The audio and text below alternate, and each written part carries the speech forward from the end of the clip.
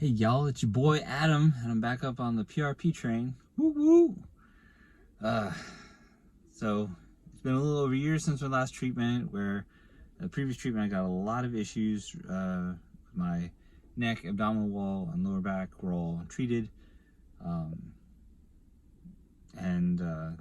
Yeah, like I got all that fixed, a lot better. So why am I doing this again? Well, I have issues with my neck, my abdominal wall, and I'm, instead of pulling my groin when I'm sprinting, I'm now starting to pull my hamstring when I'm sprinting. I swear though that these are all different issues than what I had before.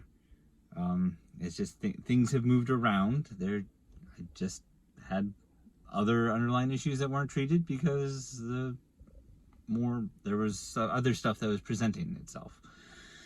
So, but I am way better than I was prior to the previous treatment. So I just feel like I have to defend myself a little because I keep coming back. But I keep coming back because each time I'm way better. So just need to get that out of the way. With my back, it seems to be more of my psoas than the actual back, like my hip flexors.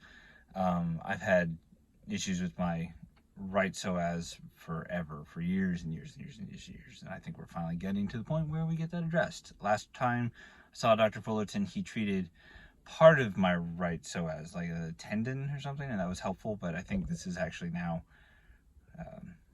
the actual muscle. When a physical therapist addressed my right hip, my right psoas, and lower back, my left hip, the one where I tend to pull the hamstring, starts operating better. So they're probably connected. Yeah, I don't think my hamstring tear or pulling is, I think it's a victim, not a culprit. Like, I think my hamstring is fine. It's structurally sound. It's just compensating for other things that aren't structurally sound, and it's compensating too much, and it's overacting, and then I pull it when I push it too hard because I'm sprinting, and it's hard to sprint without pushing yourself. Also, throughout the years, I've really been working on mobility. I have really mobile shoulders, I have really mobile hips, but my hamstrings are tight. My hamstrings have always been tight, always, and there's no improvement no matter what I've been doing. So I think the hamstrings are tight because they're protecting my lower back. So treating my lower back will loosen up my hamstrings. I know last time Dr. Fullerton treated my lower back, when he numbed it out, my hamstring flexibility vastly improved in like 20-second time. So I was sore for like 3 days. My hamstrings were sore for like 3 days after doing that stretch because it stretched so much farther than what they were used to. So I'm hoping that fixing my psoas and maybe something else, maybe my QL or something like that, will result in increased hamstring flexibility, mobility. For the abdominal wall, when I twist to the side, when I twist to my right, I twist clockwise, the tissue under my left rib bunches up. It feels almost like I have an extra rib, like it's crowded there. It's really weird, and it's not pleasant at all. This past year I've been doing a lot of yoga.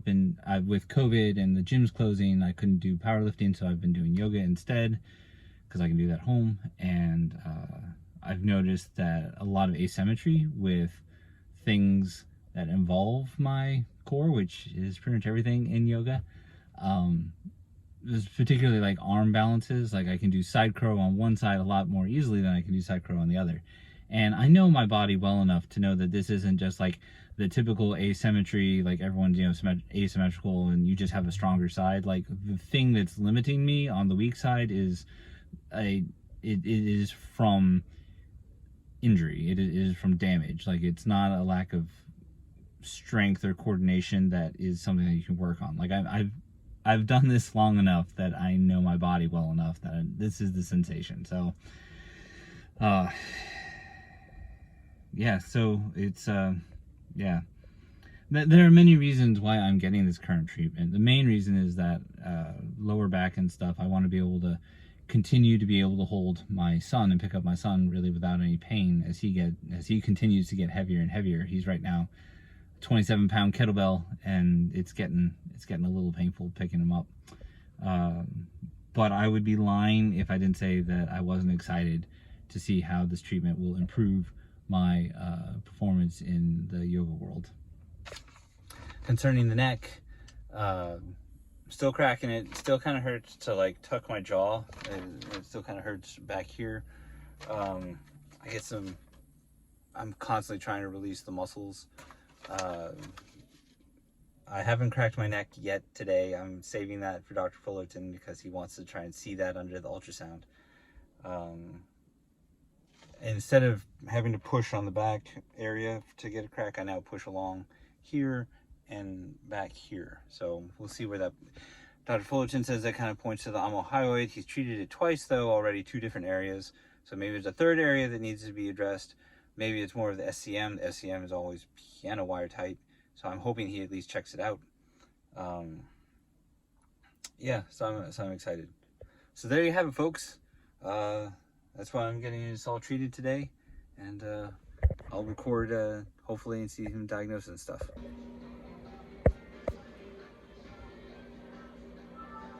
Is this an actual